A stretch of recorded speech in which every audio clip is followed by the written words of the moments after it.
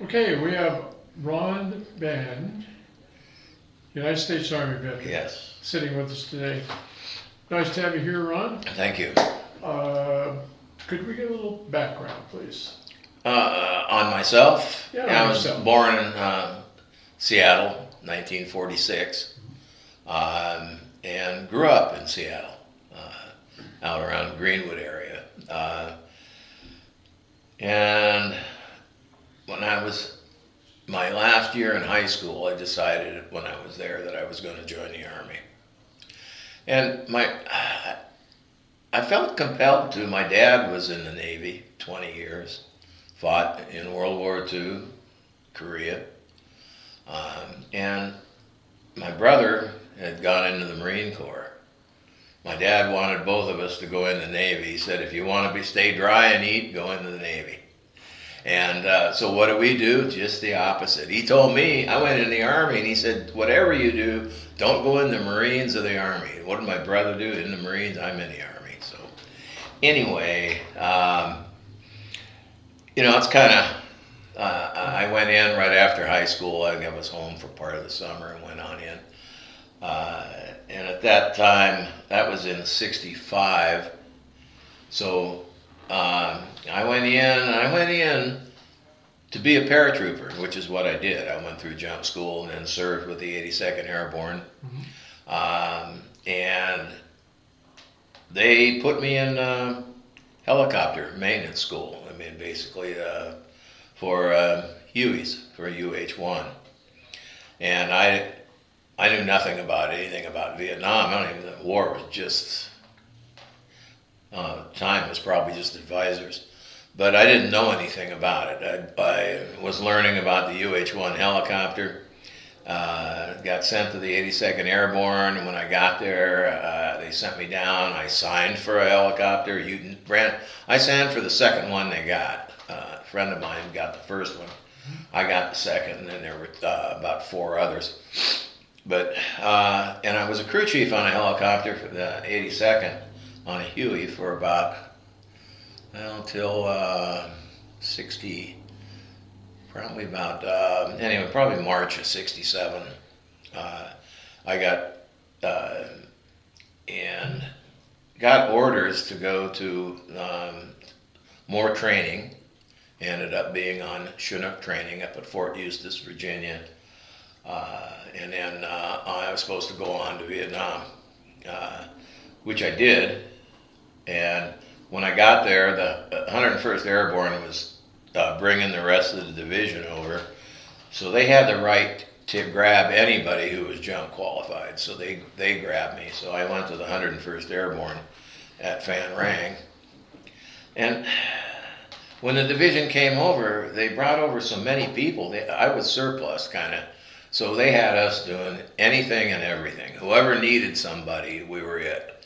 And that was horrible boredom with the occasional little bit of excitement, but it was pretty much, seemed like the only excitement was when somebody got drunk and shot the place up, which happened twice. Mostly just shot up foot lockers, but if it's your foot locker, it's kind of disappointing because you lose everything. Yeah, it's disappointing. Yeah. And that was at Phan Rang, and then I got orders to go to transfer. Since we were surplus, there were about 4 or 5 of us that had come from the 82nd. They all went south, I went north. I went to the 1st Cav up at Phu Bai. And they went down to Vung Tau, the others. So we're all on Chinooks. So my time over there was from January. In fact, Tet started the day that I got to the 1st Cav. I didn't know what it was. I thought they were celebrating the festival, and they were shooting off. And besides fireworks, they were shooting their guns in the air, When the year of the monkey or something like that? Or yeah, I don't know. Year or something. Yeah, I don't know, man. They get carried away. They blow it up, huh? Yeah, but the first thing we did when I got there, had to help. I got on it took me about a week before I was assigned to an aircraft. to one of the Chinooks. And then the first thing they did was fly ammunition into the city away, mostly, for either the Arvin Army or the Marines. And then when that was ongoing, we were also flying troops everywhere. I mean, it was anywhere near Quang anything up toward what was that? Artillery base that the Marines had. There's all Marines up there, but you'd think, but the 101st was there too, because we flew them around quite a bit. Wasn't the 101st up at Evans and Eagle? Camp Evans? Yeah. Well, they were the other side at Fubai. There was kind of a little mound, part of the perimeter, big hill, like small mountain kind of thing. And they were on the other side of that, the whole division, because I know their aircraft were there because they used to get on a Jeep. We never really worried about what they were for. You could hop in any truck or Jeep and drive off. Sure. But we'd go up. I went over there several times. I had friends that were there because I knew them. Hey, how you guys doing? You know. They said, "What are you doing up here?" I said, "Well, that's where I got transferred to." You know, why didn't you come with us? Well, you don't have Chinooks. They needed Chinook people. Yeah. But anyway, so they were up there, and we're flying mostly American troops and Arvins everywhere, wherever that was needed. And then, let's see, a little bit as time went on, caisson became an issue. So we began to fly a lot of supplies. We were piling up equipment, ammunition, you name it, water, I don't know what all, and building a big store up there. We'd fly up the rivers, and I can't remember. It's a long time ago, but anyway, we'd fly up and drop things off, building up the supplies for the first cav to go on into caisson. They were going to break that, and the Marines were going to break the siege up there. But flying on those rivers, we had to. We'd always tell the pilots we're gonna open up. We're gonna practice with our guns, and we'd rake the shoreline. So on the way back, flying after we dropped off, we'd come flying back. The crocodiles were all upside down, big white bodies, and so we used them as targets. So you'd fly, and then you could get on them right away. So we became really good. Pretty good at shooting crocodiles. Good, so good that they're almost extinct. There, I heard on his nature program they're just now have come back in the last 10 years. Since the Chinooks got out of the air, they're coming back. Well, after we did it, the next morning we're flying up. No, I think all the Hueys, everybody. And because next time up, the river is it's just dead crocodiles upside down.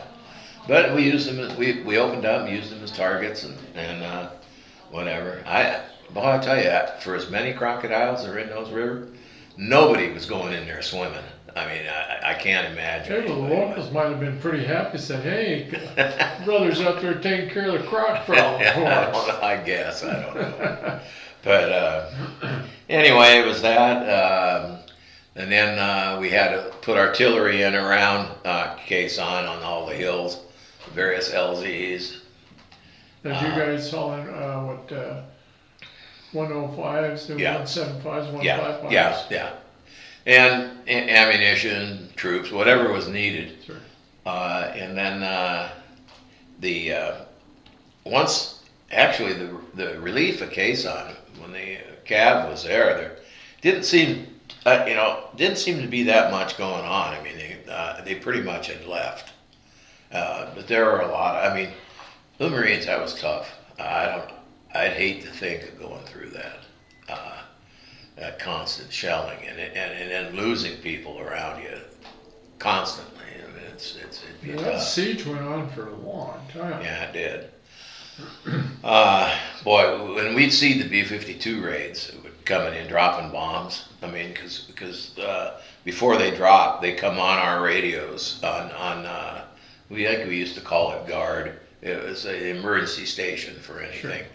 And you'd get this loud beep, and then you'd hear it was called arc light. And man, you'd see them coming down. And go, as soon as that we heard that, it's like, hey, where are we? We're not under it, are we? You know, Hopefully not. we're usually at 3,000 feet, and we're looking up, and you'd see the bombs coming down. And but that's not at Quezon, because if you were that close, they had 37 millimeter anti-aircraft guns that you don't get too close to Quezon. We flew in twice, both times about as fast as that helicopter will go, and kick the stuff out the back. And just flying through there, I'm looking back at that PSP runway, and I'm thinking, how come they're not shooting at us? Well, then, just as that load's going out, this stuff started exploding out there, and I'm like, oh man, I was glad to get out of there. We only went in twice. I know the pilots, they did not want to go into Quezon. The top end of that Chinook was about 180 knots or 170? No, we're on 130. We're the A model. B model was 180. You're right. B model was 180, and then the C model was even faster. Yeah, because I know I'd seen something on Iraq where some of the medevacs were Chinook, some of the British troops were using, and the A-64 their escorts couldn't keep up when they were going back, and they had a real serious one. Yeah. They put the pedal to the metal. Well, that was the problem we had even at going 130. When I first got there, was you'd go in, and sometimes the LZs would be hot because the gunships couldn't stay with us when we were going out. Because they can't do 100, they can't average 130 until they come up with the Huey Cobra, and it was 150 knots, I think, or something like that, maybe 160. But of course, the Cobra came along, right? They appeared, and then it seemed like they were everywhere. I mean, they must have shipped a ton of them over at the same time. But after Quezon, we got ready for an operation in the Aisha Valley. And they kept announcing we're going in tomorrow, and our aircraft, we drew number 1, which, okay, they said there's going to be some, we thought, well, didn't think that much about it. We didn't know what to expect. I didn't know what the Aisha Valley was. But finally, after 5 days of this, going in today, and then finally they do. They went in, and that day, on the 4th day, we were shooting crocodiles, and the guns jammed. In fact, both of them on each side, and the tail gunner didn't. He wasn't shooting that much. But the crew chief, not the crew chief, the flight engineer, he red X the aircraft for armament and wanted it replaced, and then I don't know what all. He didn't want to fly. He'd had enough. He was number 1 aircraft every day for 4 days, and he knew more than all of us. They were briefed on what to expect, so he was a little nervous about it. But he red X the aircraft, so we didn't fly. And there was an aircraft that took our place. And I'm going to go ahead and bring up what happened and put it in there, because this kid, it deserves it. He's still there. He never came home. His name was, he was what we call an FNG, new guy. But he was well accepted, because there was a group of them, about 10 that came, and we didn't only talk to him, but named Douglas Blodgett. Nice kid. He came to me, and he'd had broken wrists, so he couldn't fly on his aircraft. But he came, and the doctor told him he could remove his cast. So he was removing it, and he asked me. He said, "That's my I want to go tomorrow. It's my aircraft." And I said, "Hey, I got assigned." I said, "I'm okay but you got to go through the flight sergeant. You got to go to him. You got to let him know you're replacing me, so they know who's up there. And if it's okay with him, I'm okay with it." So he went, and everything was fine. Yeah, no problem. He took his cast off. That next day we had 4 aircraft hauling in, well, they hauled in howitzers, ammunition in the morning. Then they all flew back and either land, we had places to land that were out of the valley and to have lunch. One of the difficulties in that valley was the only way in with all the clouds and the mountains, you had to go to 15,000 feet and drop through a hole in the clouds. And you auto rotate right on down. And when you get at 15,000 feet in Vietnam, you're freezing to death. It is cold and there's no oxygen. You're used to that heavy air. There's no oxygen. Your lungs hurt and you're shivering. And then they gotta find a spot and then down they go. Well, in the afternoon when they went in, they lost 2 Chinooks who were shot down. And Douglas, so the pilots were all found.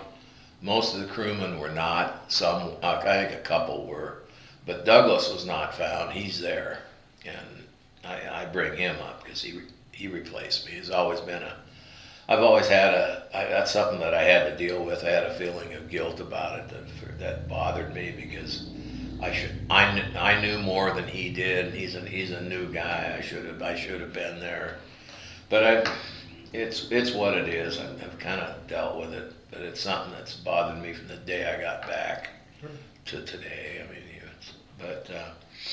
anyway, he's still there. His remains are there. If he's alive or whatever, I doubt it. But anyway, nice kid. The Ashaw Valley was tough for anybody. I don't care who it was.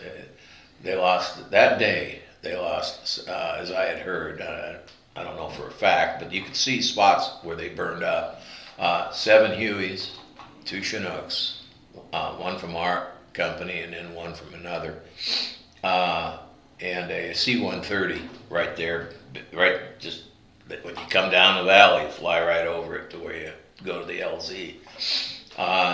And a flying crane went down, so it was not a good day.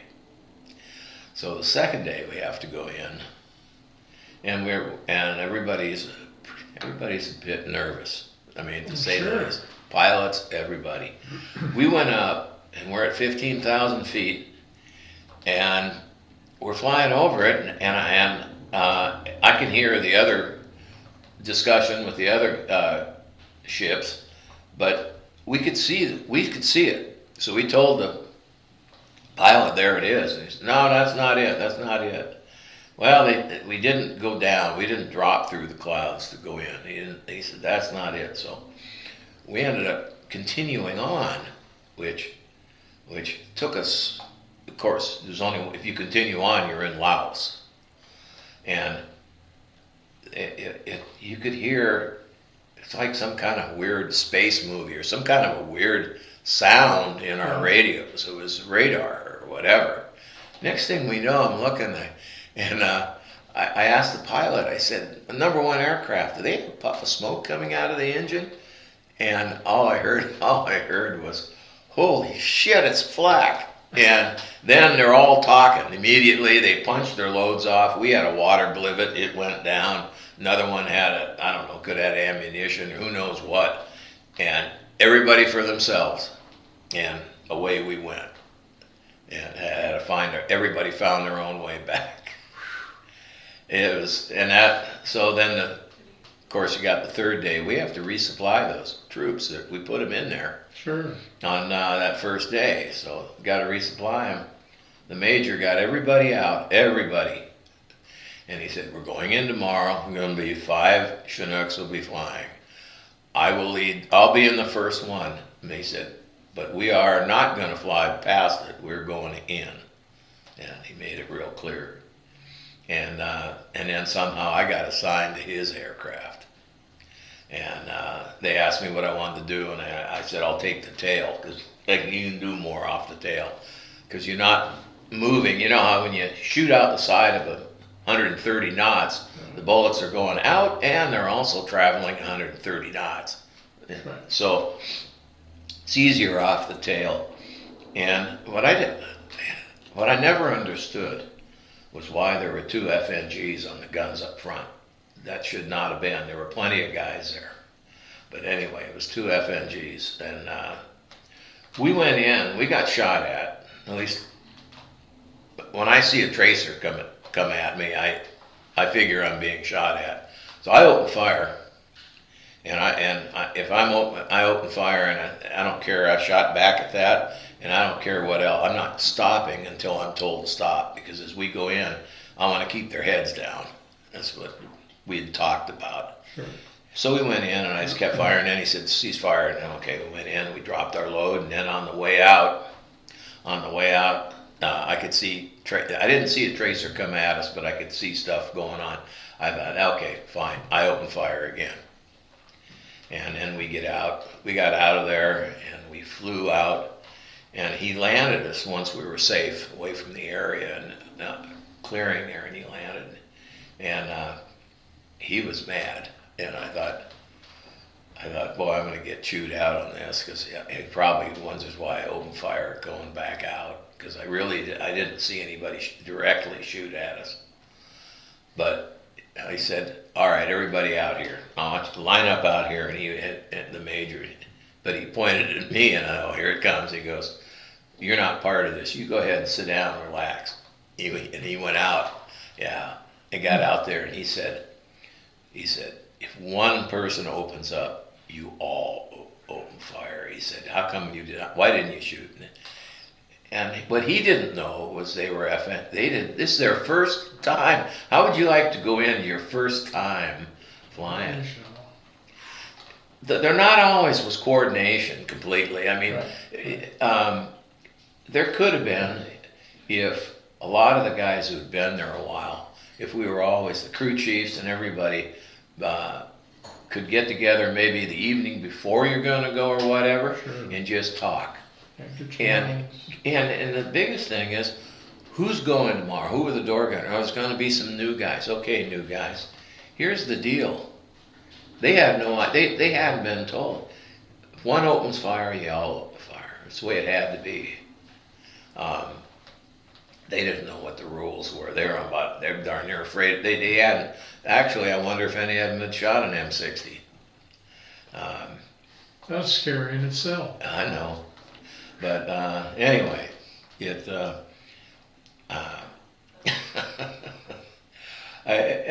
was funny. I flew back there, no matter whether it was the aircraft I was assigned to, but I never thought of myself as assigned to any one because they moved me around. But I flew seemed like at times 7 days a week. Sometimes I know I got well, I don't know that I can't remember having days off. But, and anyway, I know that pilots, and I know that anybody who would open fire, they wanted you on the aircraft. And I wasn't the only one. I mean, I learned from, when I got there, and you learn from whoever is there first. And you pick it up. And we talked, but it takes time. They never had a deal when you're new to go, okay, guys, here's the rules of engagement. Here's how it's going to be.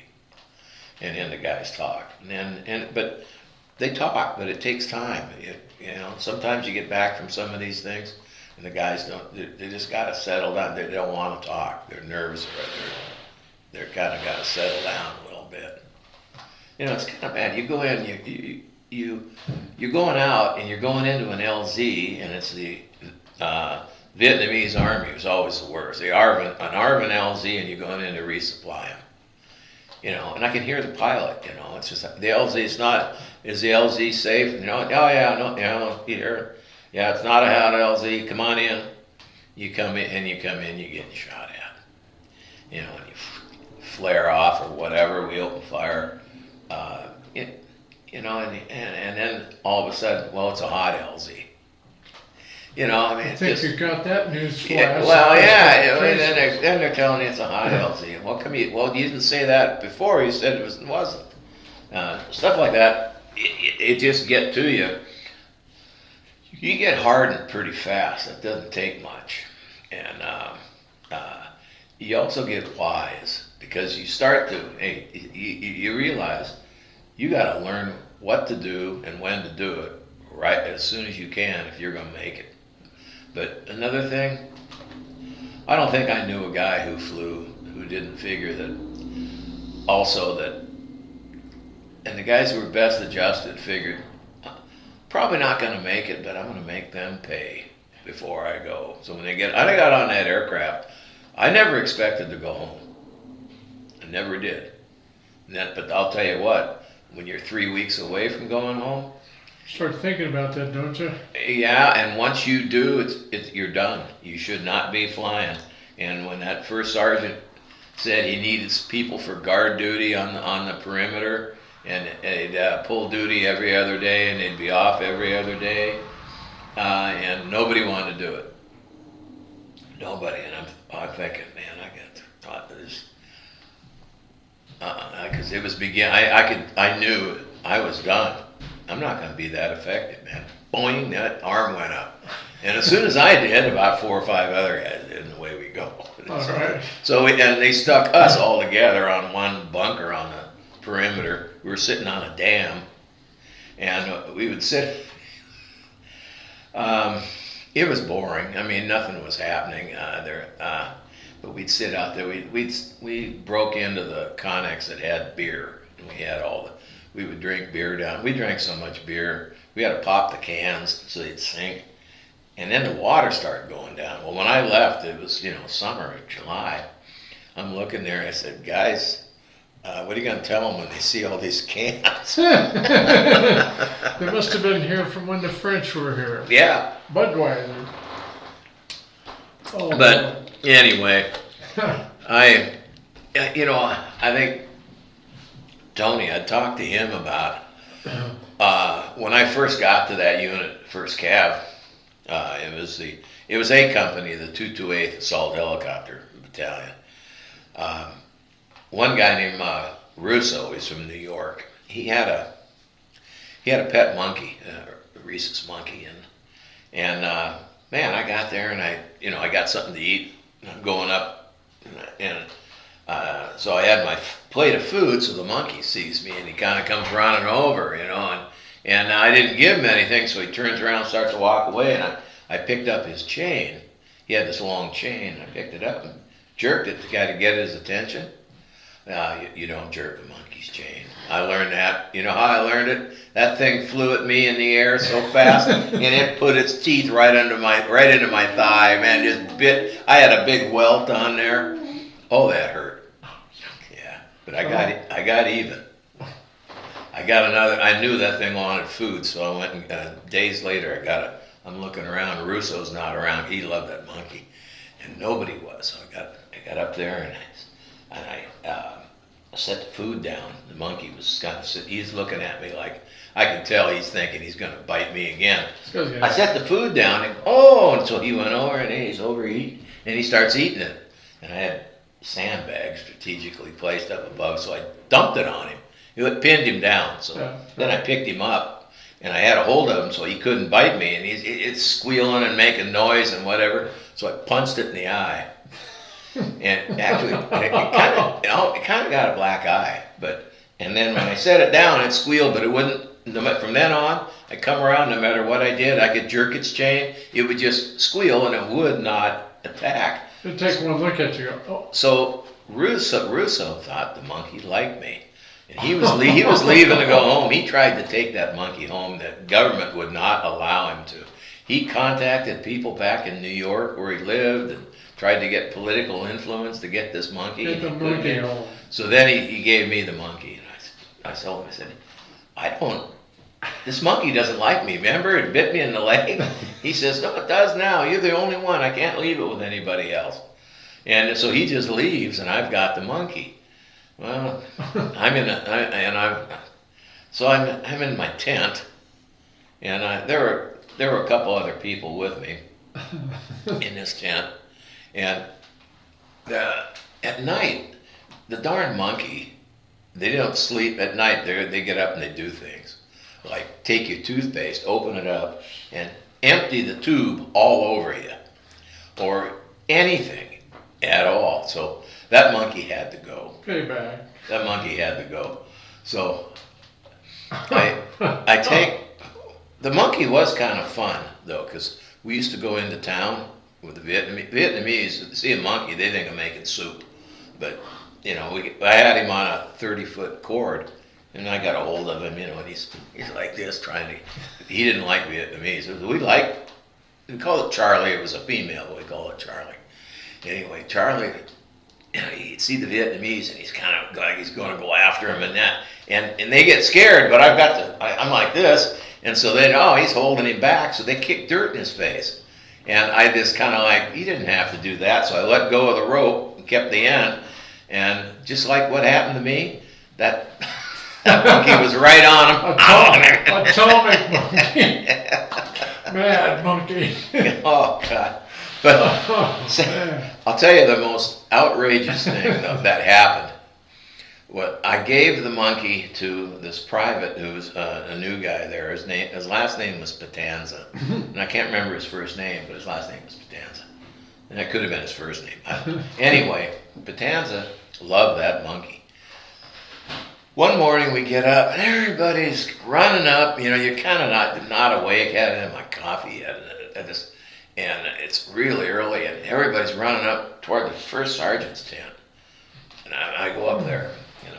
And I get there, and the first sergeant he's got a tent it comes to a point on top, and the monkey's up there like this, ducking around that thing and moving around, and the first sergeant's got his pistol. Everybody had a pistol besides their M16 because we're on helicopters.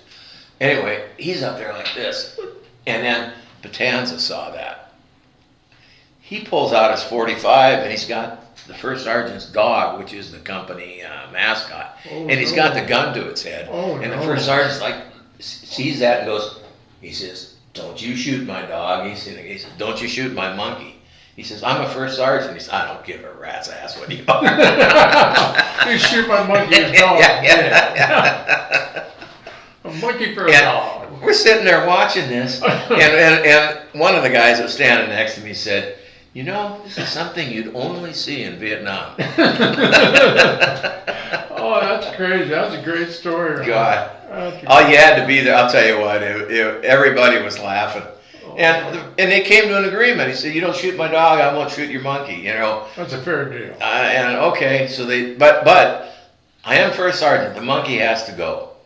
So you've got time. You go figure out where it's going to go and you do something. So he gave it to the Marines. They had all their tanks stationed with our Chinook helicopters in case of a ground attack. They could immediately repel it. And one of the crew out there in the tank, he gave it to him. And I told the guys, that's not going to last. No way. They get that monkey in that tank. They have no idea. He'll get into everything. In fact, we'll be lucky if the tank doesn't fire on us. You see that truck come around for the Chinooks, you know the monkey's in the monkey. The monkey is taking over. Oh, that's hilarious. That's hilarious. But anyway, so that's exactly what happened. I mean, what happened was it was a mess in there. So then the lieutenant in charge of those guys, he made the Marines get rid of it. And so they gave it to the Vietnamese. And so I used to think, oh man, if Russo knew that his monkey made the circle, ended up with the Vietnamese, well, he knows what that means. It's soup. So. Well, I bet you that monkey, before he turned into soup, there was a hell of a fight. Well, I'll tell you what, if I was him, I'd have taken him off the leash. I'd have said, "Here's the monkey." Yeah, here you go. Man. Soup for tonight. Boy, you're going to have some action in this one. Oh, man. Oh, Lord. Have mercy. Anyway, God. Oh, that's great. That's great. Yeah. But we had to do guard duty. That was boring. Nothing ever happened. Yeah. So you're short by this time, you say? Oh yeah, I got down about 4 days to go, so I'm not on guard duty anymore. I've turned in my. It was right before the 4th of July, and I turned in my M16, my sidearm. I've got nothing, and I've cut down even my bag. I didn't have much in it to go home. I was ready to go. Well, about 2 days, or the next morning, I'm flying out, or in 2 days rather, I'm flying out to go to Anke to Cameron Bay, and then fly home. And the all there's a ground attack that night. I mean, there'd never been anything. And I'll tell you what, after all of that, I'm out there in a bunker and my knees are knocking together, man. I got nothing. I thought, I got 2 days to go. I'm not even armed. And That's what I've been thinking. and they Where's yelled, that monkey at, man? If I had a monkey in the Yeah. bunker with me, I could be safe. well, yeah. And the thing, well, I mean, you're sitting there, and it really hits home when somebody yells, "Get your weapon and head to the wire." In other words, go out to the perimeter. And I'm just, what weapon? And not only that, I'm in my underwear. I'm not even dressed in a uniform or anything. And I'll never forget that. So 2 days later, the next day, I went up to see the guys and say goodbye to the guys I knew in the 101st, and then came back and just got ready. That following morning, got on an aircraft and flew by there and flew out to Anke to. When I got to Cameron Bay, that's when I got a shower. I mean, it was hot shower, gave you a towel, everything. Was that sweet or what? Oh yeah. Well, I'll tell you what, at Anke, before I flew out to Cameron Bay, got drunk that night. Going out the next morning, and I'm in a barracks. There's a barracks. You always had your mattress was always in an S roll, sitting there on part of the bunk, and I was so drunk, I got back that night, and I just passed out, leaning into the mattress, I'm sitting there, and I can hear him calling out this number. They called out everybody's number, either RA, da da da da. And I'm sitting there, and I hear that number, and that's my number. And I hear this last time, if you want to catch the flight, and I yelled, coming out! I yelled out the window, he said, get out here. Well, he got out there, there's nothing he could say because I outranked him, but and he didn't know who was coming out. But anyway, so I got on the airplane, made it to Cameron Bay, and that's the first thing we did. They gave us a shower. They had to. I mean, you wouldn't want to have everybody going through their medical facility or before you go home because you're smelling like you've been around, Like an old woodpecker's nest. We had to be pretty rank. Yeah, I bet. Well, when you're a bunch of guys that haven't had a shower, you all smell the same, so you're smelling sweet. Yeah. Oh, Lord have mercy. Oh, man. I'll tell you, there are a lot. There are a lot of things that happen. I mean, there's so many things happened over there. I can't, I'm sitting here talking, and it's all kind of flooding back into my head. The amazing thing was, if you asked me what I was doing in 1973, I'd have to think, and I could give you a vague idea. But you asked me what I was doing last half of 67 or 68, and I can almost describe every day. And it is never, and it's vivid. And sometimes when I think about it, it's in color. And in fact, it usually is. But one thing, whenever I go to an airport or go by one, and you smell that burnt jet fuel, because I was on the Chinooks and it smelled all, I feel how I felt. I'm back. I am there. I can feel the emotion, feel everything. Just smelling burnt jet fuel. But Kind of gets ingrained in your whole being. Yeah. Anyway, just. So it's probably good to get back. Now, when you came back to the States, I came back to Seattle. I flew into McCord, and is that were they out processing at McCord then, or? yeah, I didn't just East call to leave Vietnam. They called it the short term was the letters for depart. They call it DROS. DROS, yeah. Okay, I was ETS. I was done with the service. So when I got back, I was out of the Army.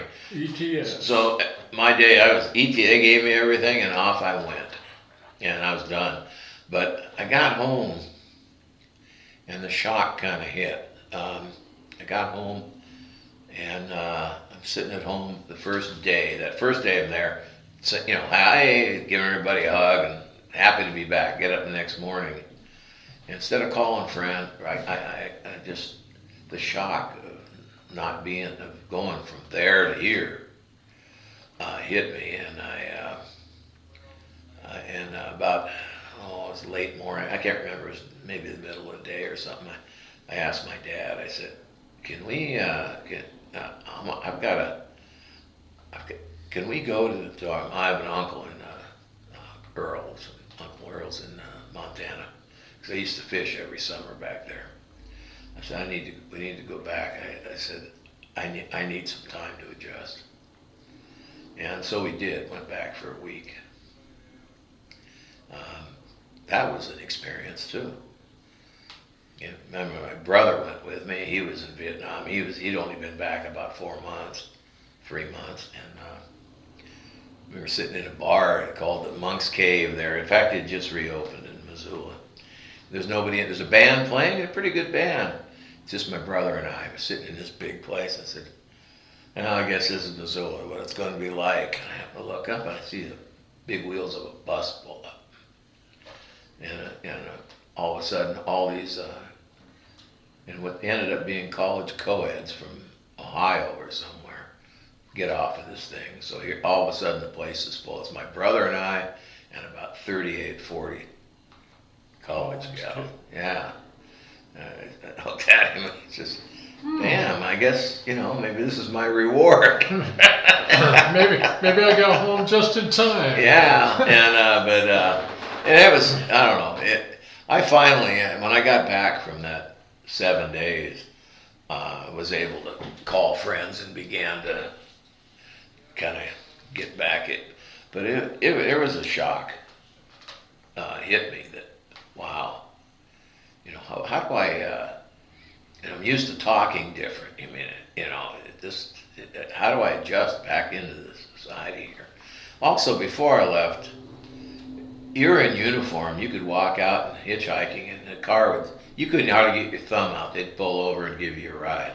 The time I came back, no, and it was obvious, real. Even in SeaTac, I thought, when I went down to California and could go out, you could see there were some problems. But man, when I came back, like at SeaTac, I had flown before in the 65 and 66 with the Army going somewhere home or whatever, and in uniform. It was great to travel. People would talk to you, everything. Man, they didn't even want to look at you, it seemed like.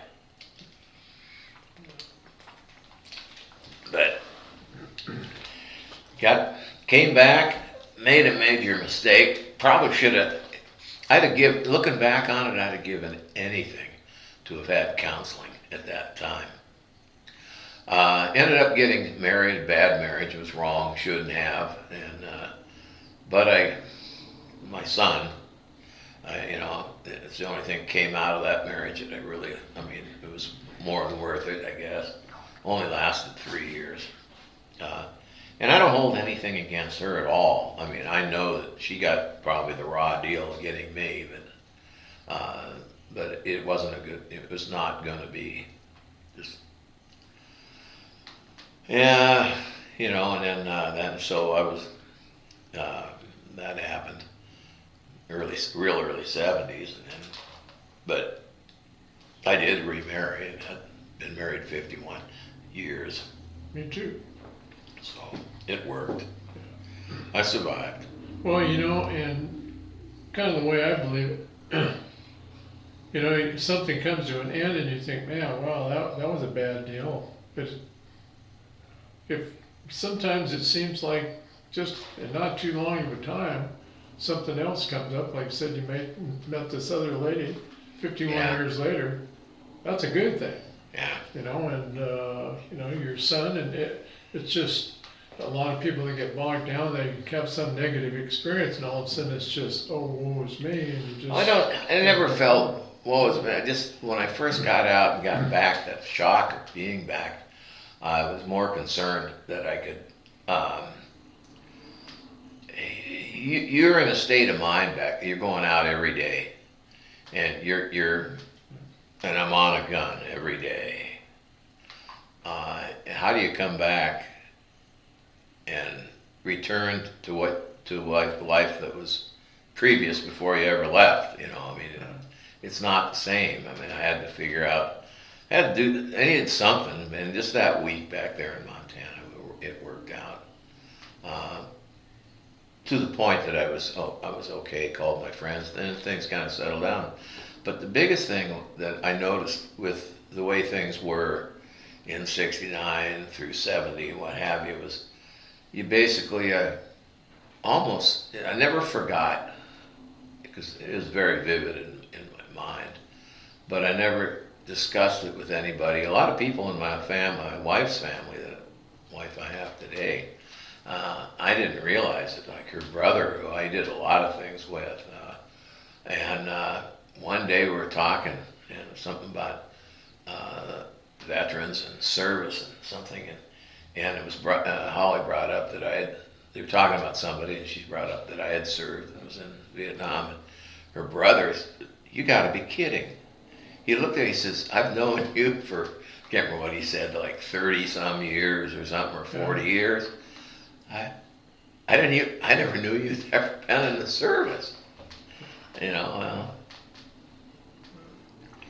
it's hard to talk to anybody that hasn't been in.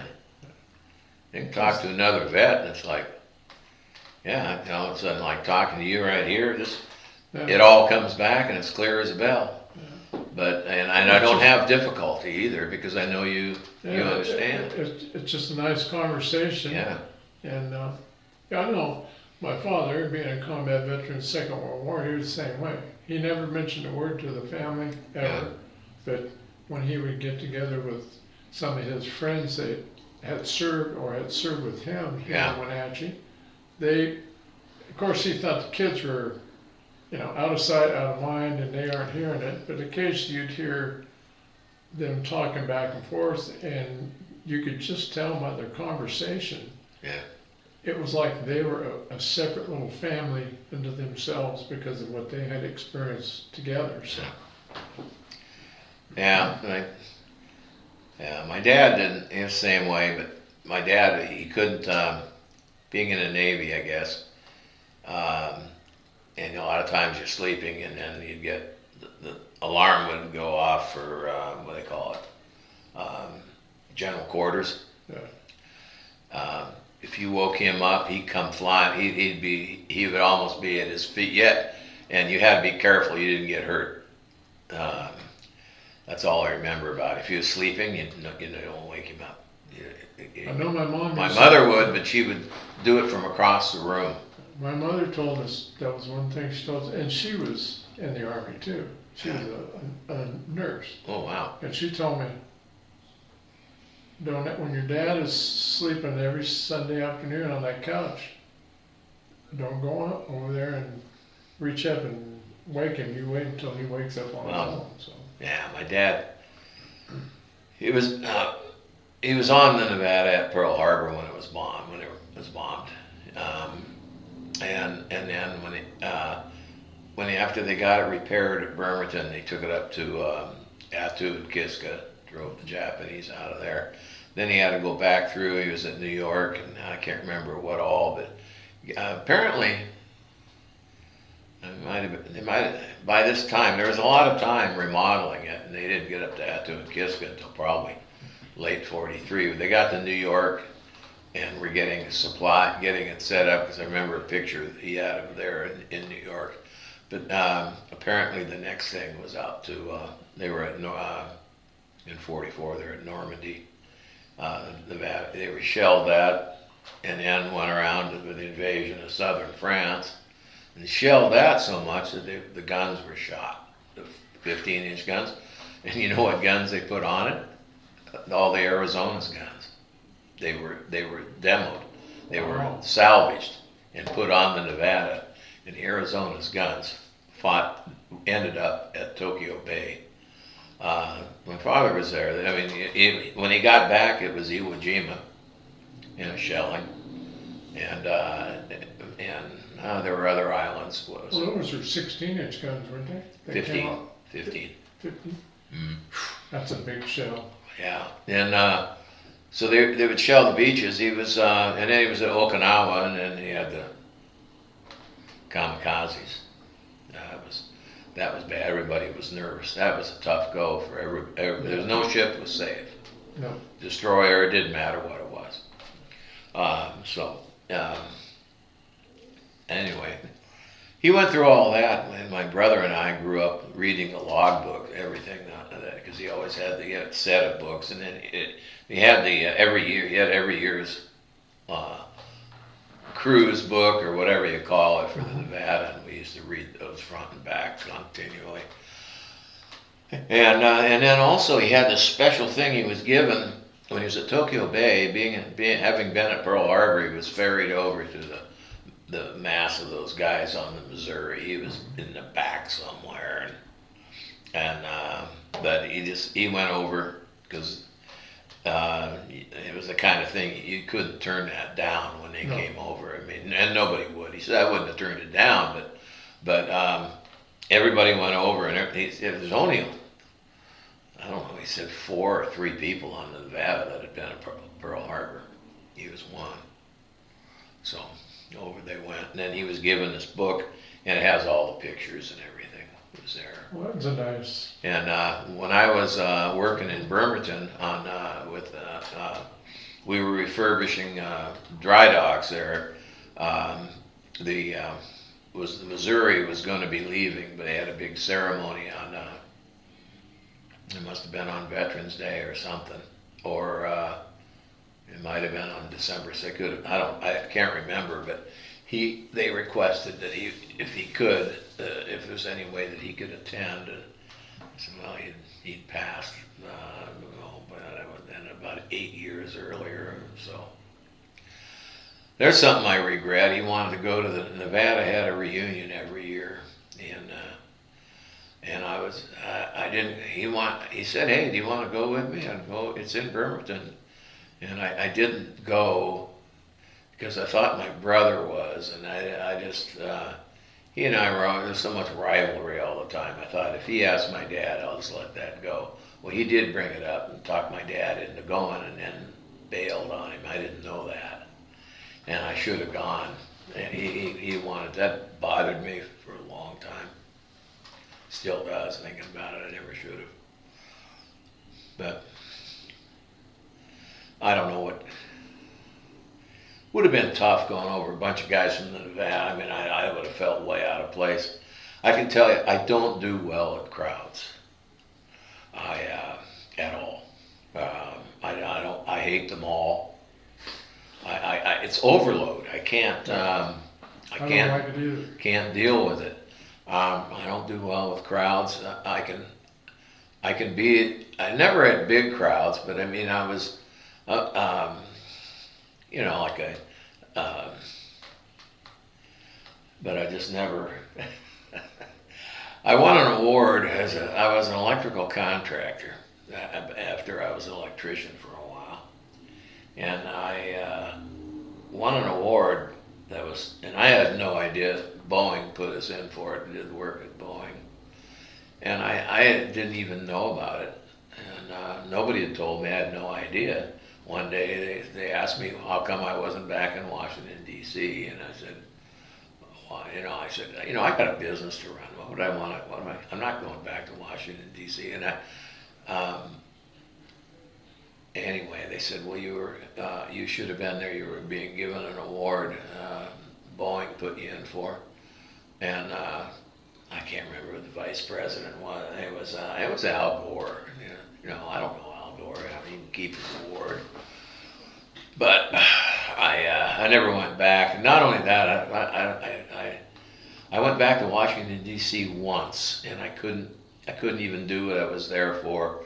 I got back there, and it was everybody that had served. A lot of the guys had served in Vietnam. They're all veterans in various branches, and that's not what it was for. It was contracting businesses, and they were all going to the wall.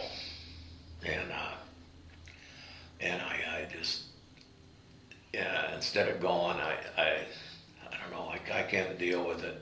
I went in, got drunk as hell in the bar.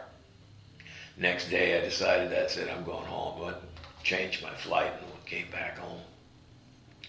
And I've never been back to DC since. I don't think I'd ever go. I don't think either one are missing anything back in DC. Well, I've had offers for, in fact, I just had, who was it? What they call it, honor flight or whatever to go back. Yeah, that's right. Thank you for the offer, but not, no, it's just not for me. It's not something.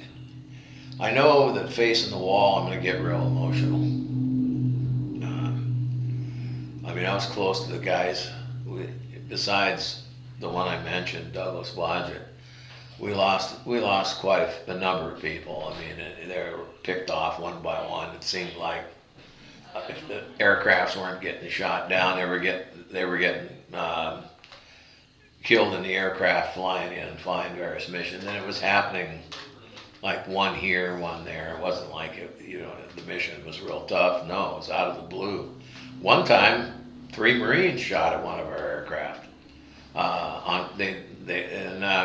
Because of it, one of our guys, the aircraft, I can't remember who it was, but it was one of our aircraft. It might have been B Company, in fact, with out of Camp Evans, but it was one of our Chinooks. The guy, and so immediately, returned fire and killed one wounded. So the commanding general of the Marines Corps grounded us. Then, hours later, we're all sitting there like, what's this mean? Why are we grounded? We didn't do anything. Anyway, then he called back, he contacted him again, and we were not grounded. They had found, the Marines had got a hold of it, and it was everywhere. I mean, there was stuff to smoke. What was in it, I have no idea, but it was all through Vietnam. If you were there, I mean, I can remember driving down and they'd throw it in their Jeep and it was already rolled, And first time I ever saw it, and I thought, what the hell? I thought maybe it was a bomb. And one of the guys with me says, I'll take care of that. But everybody I'm an EOD. smoked over there. It seemed like, I don't know if anyway, I didn't really care, but God. Anyway. Yeah, I don't know. God, it was. So what brought you back to Wenatchee, Ron? Well, I came over. Well, we had a house. I wanted to get out of Western Washington. I don't want to give it traffic. You name it. My granddaughters are over here in Winthrop, and if I had my way, I probably would be in Idaho, actually. But with my son and grandsons over here in Bellevue, granddaughters in Winthrop, and I just wanted to be in some place where they'd come visit or do things, and they like to water ski, and I've got a boat, and I can tow them around. And the weather's nice. Yeah, and it's sunny all the time. I think it's one of the best towns in the state, Wenatchee. The healthcare I consider it to be excellent. I have no complaints. They've done well by me. I'm still alive anyway. But Well, that works. yeah. Anyway, and I like the town. Always have. They used to come over here. I mean, they used to come over for that. What was it they called it? In May, the apple blossom. When it was 3 days. It was something. All I remember was I came over here when I wasn't married, and if you couldn't get hooked up with a gal, there was something wrong with you. Yeah, that monkey you were talking about could get hooked up. Lord have mercy. Yeah. It's a great town. Yeah. Great town. Oh. Yeah, my wife and I were both born and raised here, and 32 years ago it got too big, so we moved up to Waterville. So we're still not far. I like Waterville. It is. It's a nice place. Yeah. At night it's so quiet. I've had people from the big city come and visit me. They're out on our sun porch going, in the middle of the night. It's what's going on? It's too quiet up here. You know, one guy Oh who no, was there, quiet's great. in Oh, quiet, our love front quiet. street, he was here for about 2 days. And he said, are there any cars in this town? I said, yeah, there's some cars. I said, this is the main thoroughfare, goes right to the Yeah. courthouse as the county seat. And it wasn't 15 minutes later, a girl goes by on a horse. I said, oh, here we are, right in the middle of rush hour. He said, listen, you live like in the twilight zone. He says, there ain't no place on the world that's like this. Oh, it's nice over here. It's Yeah, beautiful. it is. It's beautiful. And Waterville, if you like it, to me, see, I like small. Now that I'm in Pateros, small town. I love it. Small It town hasn't is changed great. population. It's fluctuated Yeah, 30 people in the last 32 years. People die, people come in. yeah. Like when I first got to Pateros, when I talked to people and they'd always, you want to go down you have that fair. Yeah, And they always say, I love Pateros, but if I didn't live here, we'd be in Waterville. And that even from the first time I got over here, and just going up there, I thought, wow, when I this drove down this this morning, there was a dozen deer and a canine. And last week when I came down, there was a cougar right down. I gotta believe it. Places like that, you can relax. Like Yeah, somebody says, well, I got high blood pressure. Well, you may not have it long if you're living up there. that's like, yeah. Yeah. I mean, you could go out not far from town and you can look up at the stars at night, and I mean, it's beautiful. You're not going to believe this, and I wouldn't have years ago, but all my life I've always heard, you hear people talk about it, and it's a subject that some people just get annoyed with, but the only reason I bring it up was I've been all over the world. I've never seen, and I have a hard time for years accepting that there could be UFOs. And I was on the river one evening, and my son was with me, and he looked up, and he said, "Whoa, nothing can move that fast. That's at the blink of an eye." He says, "Nothing." And I said, "What? What are you talking about? Down the river, you see that down there?" And I looked, and I go, "It's a helicopter because it's hovering, it's not moving." I said, "You can see the lights, it's kind of big. I don't know, maybe it's a Chinook." And I'm looking at it, and that thing, I'm looking way down river from Pateros. Right. And I got a good view of the river. And it shot way over in the blink of an eye, just faster. I mean, it's like it's from that point to that point was way less than 1 second. Wouldn't you know? And then back, right where it was, and then it shot way over into Douglas County, way over, and then back. Every time it moved, it was less than a split. It was a split second, and then it shot straight up until it disappeared. And Sounds like Douglas County to me. and I thought, wow, all the places I've lived in, and I can't have come over here to see it. I said, well, I guess now I can believe in there could be UFOs, because whatever, I don't know what that was. I can't say it was an alien. Could be our government, could be anything, but who knows? But one thing for certain, normal is what I know today in aircraft. You can't go that fast. It'd tear you apart. The G-forces would kill you. That's right. And so I don't know what it was. But I can tell you that sucker, It's worth moving over here. wow, Isn't it? yeah, it is. It is worth I was coming going to over say, here. coming over here is worth the price of admission. Oh folks. yeah, you bet. No, I'll never forget that. Yeah. And so I don't know. Maybe I don't know if I'll ever see another one, but at least I've seen one. Yeah, there we go. Whatever it is. So do you still have a business now? Oh no, I sold that in '99. Yeah.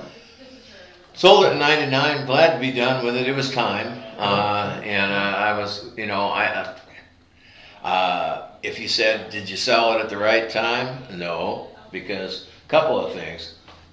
And I didn't things weren't quite handled right. It's mainly because I just, this may sound crazy, but if I'm comfortable, I don't care about money. I do care about being comfortable. But money, it's never driven my life. And so I sold it, and I sold at a time that was good, but not great. And then, of course, here's this pile of money. You could say, what do you mean not great? This is great, yeah, until the government came in, took their share, which would shock you how much they got. Not quite a big pile as what it was before. Oh, no, it's not a big pile, but I'm looking at it going, I'll bet, everybody says, I retired at 56. And everybody said, man, you're retiring early, you better have a pile of money in there. And anyway, I kind of did, but I mean, I had a pile of money, but we've lived a good life, and I've never chased money, and I've never believed in it that much. I'm comfortable. I know that I'll be comfortable the time I'm here. Are you rich? No, not even close. But I can afford, I've got a roof, I have a house the way I want it. Food in your belly? That's right. And Warm I'm not worried about anything. And I'm with you. Comfort, money, that quest for money, that's like a... And I had a business partner, he was very much the opposite of me. I had a guy, when I asked a guy to come back and run a job for us, we're at the University of Washington, it'll remodel of the library, it's electrical, it's a big job, it's about $4 million electrical, and at that time. And I didn't have anybody, it's going to take somebody with really good electrician. This guy was really good. He had prostate cancer, but he was doing pretty good. So I said, I know you're retired because of cancer. How you doing? He's doing fine. I said, I explained to him this job over at the library, and I said, before you say anything, I haven't asked anything yet, but I want to tell you, I don't have somebody, and I do need somebody to do it. And I realize you're retired. I wouldn't ask you here's what I'm willing to do. Whether this job makes money or not, or anything, and that's above and beyond any other bonuses you get, I'll give you $30,000. 15 the day you set foot on the job, and 15 when it's done. That's pretty good. And he came back, and I had to fight like hell on the last 15,000 because my partner didn't want to. He said, "Well, God, why does he deserve? It's got nothing with deserving. He's there, saved our bacon. Can you imagine a job of that big a profile if we got kicked out off it because we couldn't man it or didn't have somebody on it?" That's right. Didn't have a qualified person. Yeah, and he had to be because we had to get him because the guy we had, a really good foreman, good guy, good electrician, but it was too big for him, and he came in to see us, and he was a wreck. It was killing him, making him nervous. He says, it's a bigger job way bigger than I've ever done. He says, I can't do it. Well, at least he was willing to admit that. Well, yeah, but then the other guy came in and said, I want Jeff to stay on the job because he knows his job.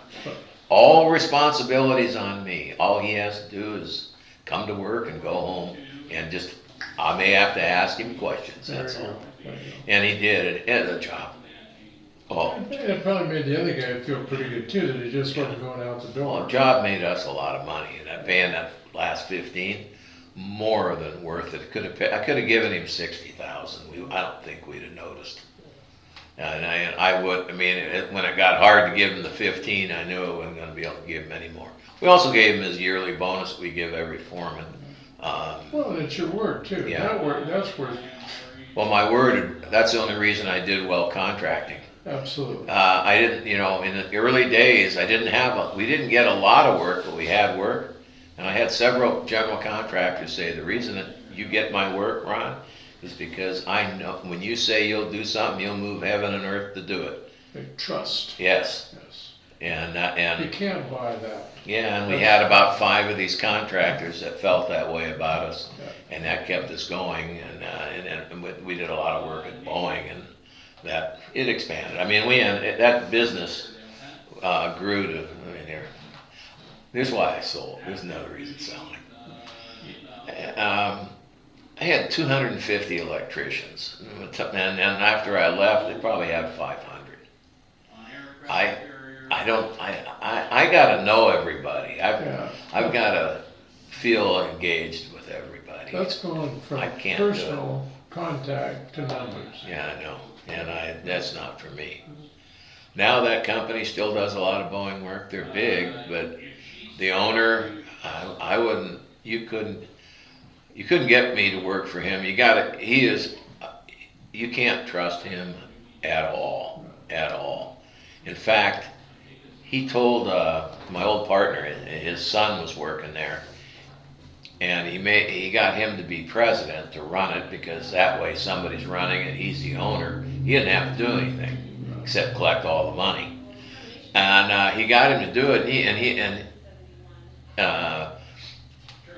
Chris was getting a little upset, kind of. He said, well, I was supposed to get a certain percentage of ownership, and he promised it, and then he reneged. So he was getting ready to leave, but before he left, he said, you got to stick around. Don't worry about getting ownership. He said, you stick around. I'm going to teach you how to make slaves out of these people. That was his comment. That isn't a guy you want to work for. Yeah. Well, I know the electricians. Most of the electricians that I had hired, there's another reason we did well. I knew them because I worked with them. We worked together and stuff. I was an electrician. Well, a good electrician doesn't have a problem finding a job. Yeah.